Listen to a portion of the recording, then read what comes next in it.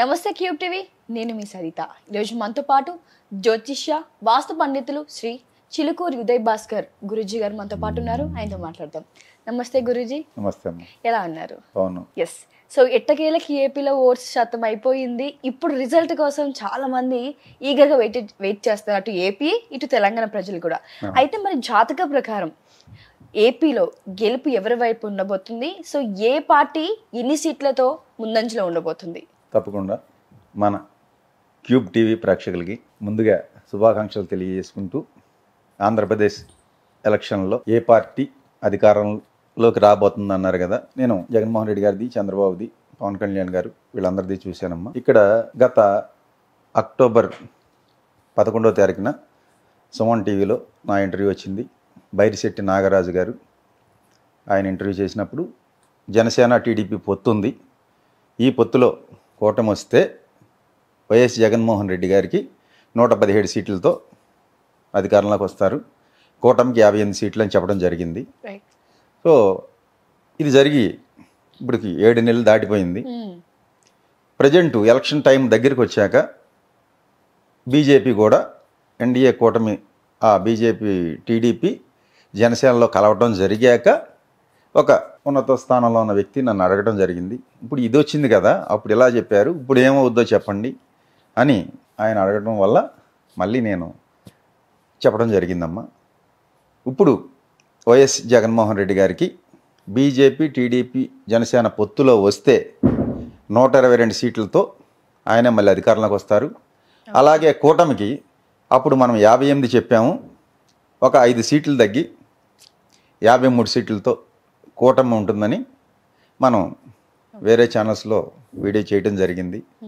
So ఇక్కడ వైఎస్ఆర్ కాంగ్రెస్కి 20 ఎంపీలు వస్తాయని, అలాగే కూటమికి 5 ఎంపీలు వస్తాయని కూడా చెప్పడం జరిగింది. సరే, మనం నెక్స్ట్ చేసే దాంట్లోనే ఏ ఏ స్థానాల్లో ఎవరు గెలుస్తారు, ఎవరు ఓడిపోతారు, ఎంత మెజార్టీలు అనేది కూడా పార్లమెంట్ సీట్లు కానీ అసెంబ్లీ సీట్లు చెప్పుకుందాం నెక్స్ట్. గురుజీ, మీరు గతంలో తెలంగాణలో సీఎంగా రేవంత్ రెడ్డి గారు గెలుస్తారని చెప్పారు.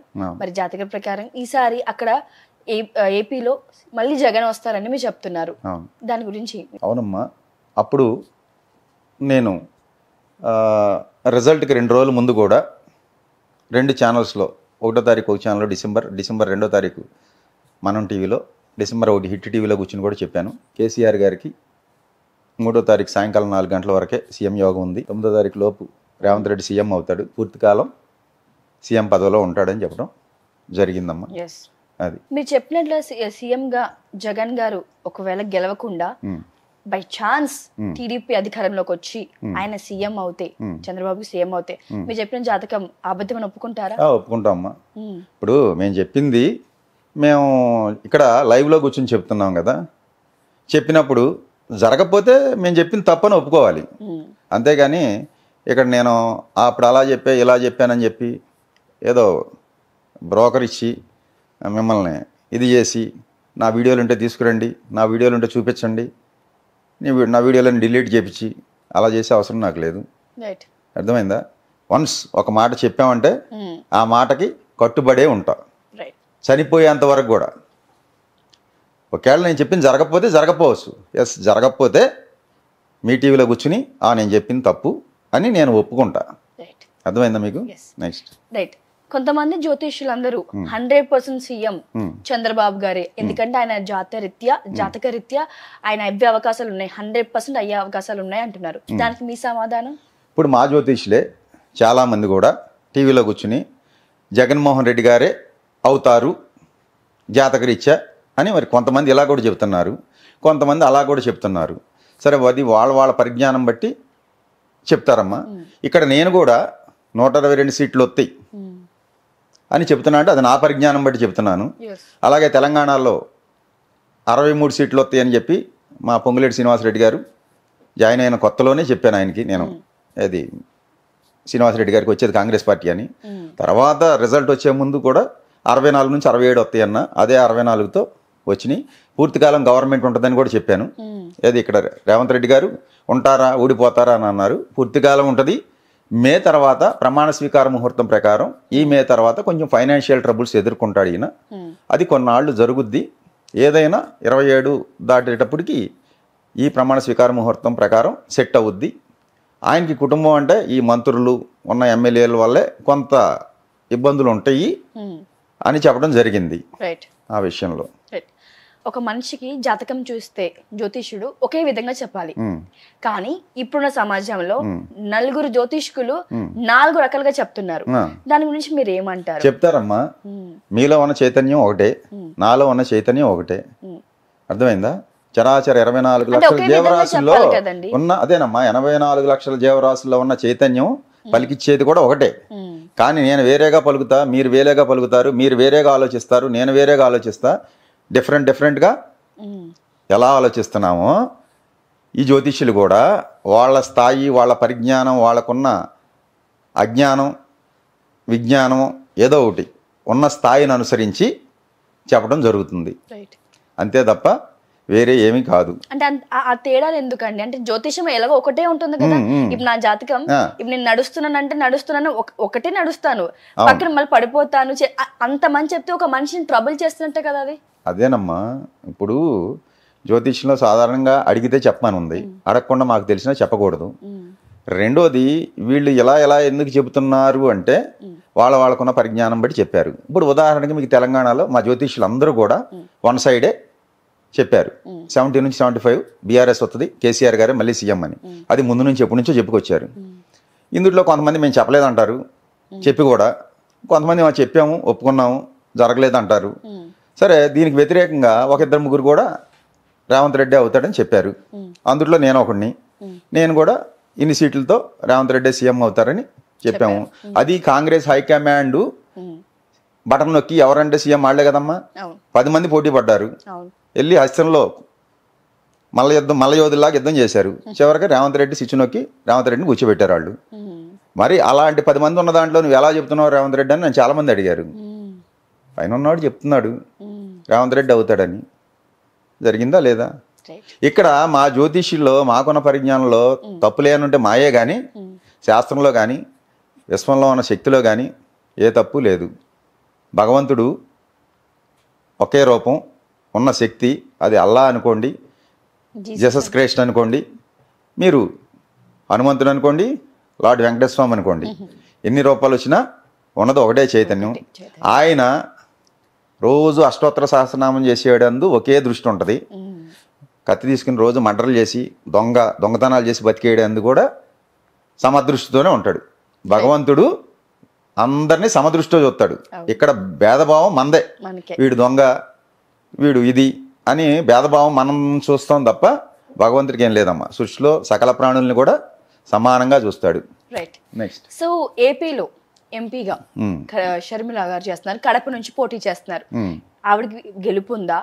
అలాగే ముందు కాంగ్రెస్ పరిస్థితి ఎలా ఉండబోతుంది కడపలో? షర్మిల గారి జాతకం ఒకసారి నేను చూశానమ్మా.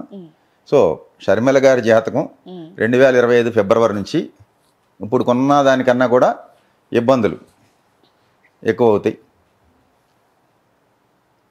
ఆంధ్రప్రదేశ్లో కాంగ్రెస్ పరిస్థితి దిగజారిపోయింది ఎప్పుడో, అదే కంటిన్యూ అవుద్ది, కనుమరుగవుద్ది.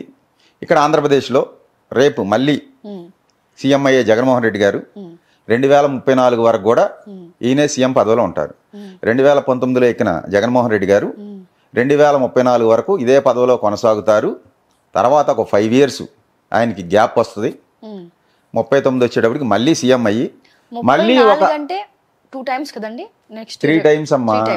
2019, 24, 29 కూడా ఆయనే అయ్యి 34కి దిగిపోయి ఒక 5 years గ్యాప్ వచ్చి 39లో అయ్యి మళ్ళీ ఒక 5 ఏళ్ళు చేసి ఆయన జీవిత కాలంలో ఒక 20 సంవత్సరాల యోగం ఉంది.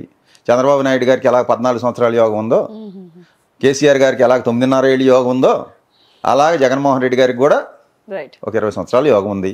ఇది కాలం నిర్ణయించింది. ఇప్పుడు మేము చెప్తున్నాం ఇక్కడ కూర్చుని, రేపు ఇది ఇవాళ 20వ తారీఖు, రేపు 4వ తారీఖు రిజల్ట్ వచ్చాకే కదా ఆయన సీఎం అయిందా లేదా అనేది తెలిసేది. ఇప్పుడు నేను చెప్పింది నిజమా కాదా అని. మళ్ళీ 29 ఎలక్షన్లో ఆయన గెలిచి మళ్ళీ సీఎం అయితేనే కదా ఈ ఉదయభాస్కర్ అనేవాడు చెప్పింది నిజమా కాదని తెలిసేది. 34 దాకా ఎన్ని సంవత్సరాలు ఉంది, వెయిట్ చేయాలి. రిజల్ట్ వస్తాకి మనం చెప్పిన మాట జరిగిందా లేదా అని తెలుసుకుంటాకి 9 సంవత్సరాలు పడుద్ది, లేదా 10 సంవత్సరాలు పడుద్ది. అది రైట్. రిజల్ట్ రావడానికి. మీరు ఇందాక పదే పదే జగన్ సీఎం అవుతారని ఖచ్చితంగా బలగుద్ది చెప్తున్నారు. సీఎం మళ్ళీ ఇంకొకసారి జగన్ గారు అవుతే రాష్ట్ర పరిస్థితి ఎలా ఉండబోతుంది? ఏపీ సీఎం మళ్ళీ జగన్మోహన్ రెడ్డి గారు అవుతారు. రాష్ట్రాన్ని పరుగులు పెట్టిస్తాడు. అభివృద్ధి పదంలో, ప్రగతి పదంలో నడిపిస్తారు. ఇప్పుడు చెప్పే అన్నీ కూడా అభివృద్ధి ఏముంది ఏముంది అనేది వాళ్ళకి అజ్ఞానం అనే కళ్ళు పొరలు కమ్మి ఏమీ కనపట్ల. ఏది జగన్మోహన్ రెడ్డి చేసిన అభివృద్ధి ఒక మాయ కమ్మి వాళ్ళకేం కనపట్ల. ఆ మాయ పొర తొలగినప్పుడు అభివృద్ధి ఏంటనేది కనపడద్దమ్మా. పిఠాపురం నుంచి మనకు తెలిసిందే పవన్ కళ్యాణ్ గారు, వంగగీత గారు పోటీ చేయడం జరిగింది. గెలుపు ఎవరి వైపు ఉంటుంది? ఈసారి పిఠాపురం నుంచి పవన్ కళ్యాణ్ గారు గెలుస్తారా? అసెంబ్లీకి వెళ్లే ఛాన్సులు ఉన్నాయా? నేను ఎప్పుడో చెప్పానమ్మా, అక్టోబర్ 11 వచ్చిన వీడియోలోని సుమన్ టీవీలో, పవన్ కళ్యాణ్ గారు కూటమిలో వెళ్తే గెలుస్తారు, ఒంటరిగా వెళ్తే గెలవరని చెప్పాను. అది ఆన్ రికార్డే ఉంది.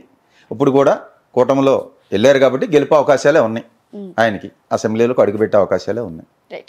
దేశవ్యాప్తంగా అధికారంలోకి వచ్చే పార్టీ ఏది? దేశవ్యాప్తంగా నేను ఎప్పుడో చెప్పాను గత ఇంటర్వ్యూల్లోనే, మళ్ళీ బీజేపీ వస్తుందమ్మా ఎన్డీఏ కూటమికి. అప్పుడు 305, 310 సీట్లతో అని చెప్పాను. ఇప్పుడు మీ టీవీలో కూర్చుని ఎన్డీఏ బలం అది లోపలున్న బయట నుంచి మద్దతు ఇచ్చిన పార్టీలతో అయినా సరే ఏదైనా ఎన్డీఏ బలం పార్లమెంట్లో 360 సీట్లు ఉంటాయి. లోపల ఉండకుండా బయట నుంచి మద్దతు ఇచ్చేవాళ్ళు ఉంటారు. ఉదాహరణ జగన్మోహన్ రెడ్డి బయట నుంచే మద్దతు ఇచ్చాడు కదా బీజేపీకి గత 5 సంవత్సరాలు. అలాగా ఇచ్చిన ఏదైనా ఎన్డీఏ కూటమికి 360 సీట్లు బలం పార్లమెంట్లో ఉంటుంది. ఏపీలో 25 ఎంపీ సీట్లు ఉన్నాయి. మరి వైఎస్ఆర్సీపీకి ఎన్ని సీట్లు రావచ్చు? అలాగే తెలంగాణలో ఏ పార్టీకి ఎంపీ సీట్లు ఎన్ని రావచ్చు? ఆంధ్రాలో వైసీపీకి నేను చెప్పేది 20 ఎంపీ స్థానాలు వస్తాయని, కూటమికి 5 వస్తాయని చెప్పడం జరుగుతుంది. అలాగే తెలంగాణలో కూడా కాంగ్రెస్కి ఒక 9 ఎంపీ స్థానాలు వస్తాయి. ఎంఐఎం ఒకటి వస్తుంది. ఒక బీఆర్ఎస్ 3 నుంచి 4 ఉండొచ్చు. బీజేపీ ఒక 3 స్థానాలు ఉంటుందమ్మా, ప్లస్ ఆర్ మైనస్. ప్రస్తుతం జగన్ గారి జాతకం ఎలా ఉంది? అలాగే బాబు గారి జాతకం ఎలా ఉంది? జగన్ గారి జాతకం అయితే ప్రస్తుతం ఆయన కన్యా లగ్నం, ఆర్ద్ర నక్షత్రంలో పుట్టాడు. బుధ మహాదశలో శుక్రుడి యొక్క అంతర్దశ నడుగుతుంది. రేపు నవంబర్ వరకు కూడా, అదే రేపు అక్టోబర్ డిసెంబర్ వరకు కూడా బుధ శుక్రులు ఇద్దరు అక్కడే ఉన్నారు వృచ్చికంలో. ఆయన జాతకం చూసామమ్మా. ఆయన జాతకం ప్రకారం మళ్ళీ 122 సీట్లు గెలుచుకుని మళ్ళీ ముఖ్యమంత్రిగా ఆయన ప్రమాణ స్వీకారం రేపు ఆంధ్రాకి మళ్ళీ చేస్తారు వైజాగ్లో. Right. So CM Revanth Reddy గారు ఇందాక మనం డిస్కషన్ చేసుకున్న ప్రకారంగా 5 ఏళ్ల పరిపాలనలో ఉంటారని కొంతమంది, ఉండరు అని కొంతమంది, మధ్యలో దిగిపోతారని కొంతమంది. ప్రస్తుతం ఆయన జాతరీత్యా ఆయన సిచ్యువేషన్ ఎలా ఉండబోతుంది? నేను చూశానమ్మా ఆయన జాతకం. వేరే విశ్లేషణలో చెప్పాను ఆయనకి ఫలానా దశ స్టార్ట్ అయింది, ఈ టైం నుంచి ఈ టైంకి తప్పకుండా ముఖ్యమంత్రి అవుతారని. ఆ ఇంటర్వ్యూలో కేసీఆర్ గారి జాతక విశ్లేషణ, ఈయన జాతక విశ్లేషణ కూడా చేసి చెప్పడం జరిగింది. ఆయన కొండారెడ్డిపల్లిలో 4:30కి పుట్టారు. ఈ లగ్నం మేషలగ్నం, సప్తంలో ఈ గ్రహాలు ఉన్నాయని, షష్టాధిపతి సప్తంలో ఉన్న బుధ మహాదశ ప్రారంభం అయింది. అయ్యాకే ఈయనకి సీఎం యోగం వస్తుందని చెప్పడం జరిగింది. అలాగే వచ్చారు. ఈయన పూర్తికాలం మీకు లైవ్లో చెప్తున్నాను, పూర్తికాలం 5 ఏళ్ళు సీఎంగా కొనసాగుతారు. ఇంతకుముందు కూడా 2014లో కేసీఆర్ గారు అవుతారని చెప్పాను. 2019లో 18 డిసెంబర్ 13న కేసీఆర్ గారు మళ్ళీ ప్రమాణ స్వీకారం చేస్తారని చెప్పాను. అలాగే చేశారు. ఆయన రేపు సాయంకాలానికి దిగిపోతారని చెప్పాను. అదే జరిగింది. అది రేపు 2019లో కూడా జగన్మోహన్ రెడ్డి గారికి 126 ఎమ్మెల్యే సీట్లు ప్లస్ 21 ఎంపీ సీట్లు వస్తాయి అన్నాను. నన్ను అందరూ వీడు ఏదో అని చెప్పి ట్రోల్ చేసి అన్నారు. సరే వచ్చాక తెలిసింది కదమ్మా, రేపు కూడా వచ్చాకే తెలుస్తుంది. ఈలోపు ఈ 10 రోజుల్లో 15 రోజులు ఉంది మన వీడియో వచ్చేటప్పటికి రిజల్ట్ వస్తుంది. 15 రోజుల్లో కామెంట్లు చేస్తూనే ఉంటారు. వాళ్ళందరినీ మనం పట్టించుకోమమ్మా. ఏది తెలంగాణలో బీఆర్ఎస్ పార్టీ అంతమైపోతుంది, ఇంకా కేసీఆర్ జైలుకి వెళ్తాడు అని అంటున్నారు. ప్రెసెంట్ కేసీఆర్ గారి జాతక ప్రకారంగా ఆయన సిచ్యువేషన్ ఎలా ఉండబోతుంది గురు? అదే సిచ్యువేషన్ అయితే బాగోలేదమ్మా. నేను చెప్పాను అక్టోబర్ 9 నుంచి ఎప్పటి నుంచో ఆయనకి బాగోలేదు, బ్యాడ్ టైం స్టార్ట్ అయిందని. సో ఆ తర్వాతే డిసెంబర్ 19 వరకు ఉంది అది ఆ గ్రహం. ఆ జరిగే కాలంలో ఇబ్బంది ఉంటుంది అన్నాను. అదే టైంలో దిగిపోయారు, ప్లస్ పడిపోయి ఆయనకి సర్జరీ అయింది కూడా డిసెంబర్ 19 ముందే. సో ఆయనకైతే 2028 వరకు కూడా ఈ పార్టీ అయితే ఉంటుంది. ఆ తర్వాత ఆలోచించాలి ఉంటుందా ఉండదా అనేది. రైట్.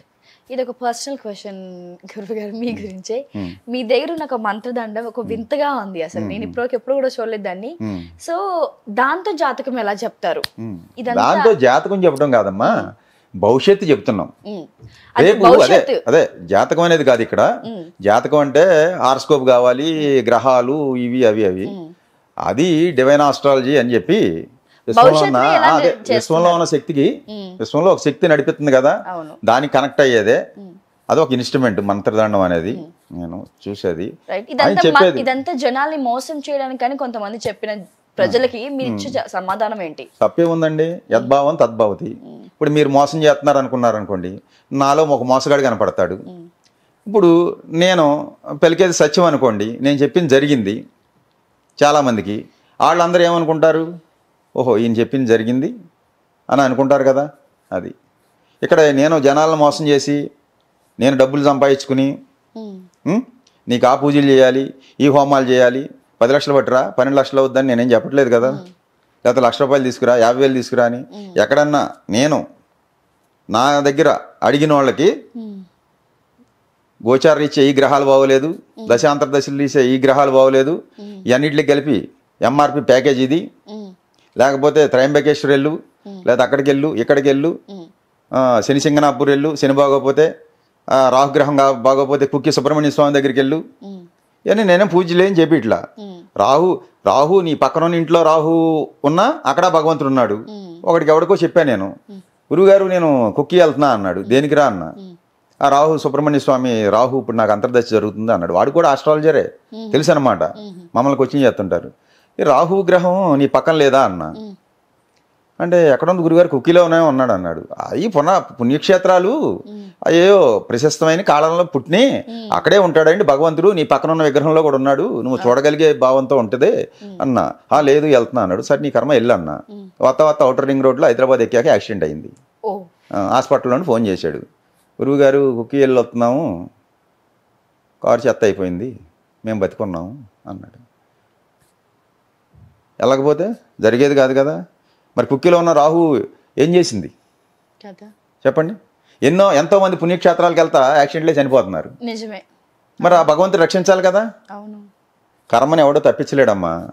ఇక్కడ మేము కూర్చుని నేను చెప్పినా ఇంకోటి చెప్పినా ఎవడో చెప్పినా కబుర్లు చెప్తాం తప్ప కాలక్షేపానికి జనాలకి ఈ కర్మని ఎవడో తప్పించలేడు. ఇప్పుడు అక్కడ జగన్మోహన్ రెడ్డికి అవ్వాలని ఉంది, అదే అవుద్ది.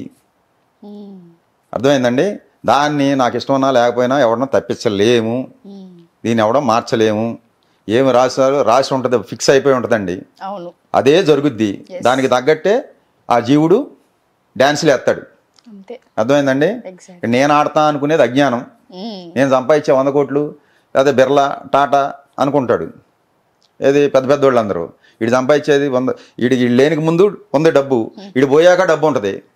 వీడు వస్తా డబ్బు ఏమి లేదు, కొత్తగా సంపాదించారు, తీసుకెళ్తా పట్టుకెళ్ళేది లేదు. నేను సంపాదించేది అనుకునేంటి, ఇప్పుడు ఇక్కడ కూర్చుని నేను చెప్పా జ్యోతిష్యం జరిగింది, నేను చెప్పే జరిగింది అనేది ఒక అజ్ఞానం. అది జరగాల్సి ఉన్నది జరుగుద్ది, దాన్ని తెలుసుకుని చెప్పడమే జ్యోతిష్యం. అది ఒక దైవానుగ్రహం ఉంటే వస్తుంది, అంతే తప్ప ఇక్కడ నేను చెప్పాను అనుకున్నాను అనుకోమ్మా, అది అహంకారం వస్తుంది, అది అజ్ఞానం. తర్వాత భగవంతుడు ఒకటి వేసాడు అనుకోండి, మళ్ళీ పాతాళంలో పోతాం. అది గురుగారు చివరిగా మంగళగిరి నుంచి లోకేష్ గారు అలాగే లావణ్య గారు పోటీ చేశారు. సో గెలుపు ఎవరి వైపు ఉంది ఈసారి? లోకేష్ గారు ఏమైనా గెలిచే అవకాశాలు? 4 నెలల క్రితం అయితే గంజి చిరంజీవి టికెట్ డిక్లేర్ అయినప్పుడు ఒక 2,000-2,500తో గంజి చిరంజీవి గారు గెలవచ్చు అని చెప్పానమ్మా. సో ఆయన టికెట్ మార్చేశారు, చిరంజీవి సీట్ చినిగిపోయి మురుగుడు లావణ్య వచ్చింది అక్కడ. మరి ఎందుకు జరిగిందో ఇప్పుడైతే నాకు కనపడే ఇదిలో ఒక 2,500లో లోకేష్ గారే గెలవచ్చు అని చెప్తున్నాను. ఓకే, అది ఈసారి గెలుపు ఉంది, గెలవచ్చు. థ్యాంక్ యూ గురూజీ. అలాగేమ్మా.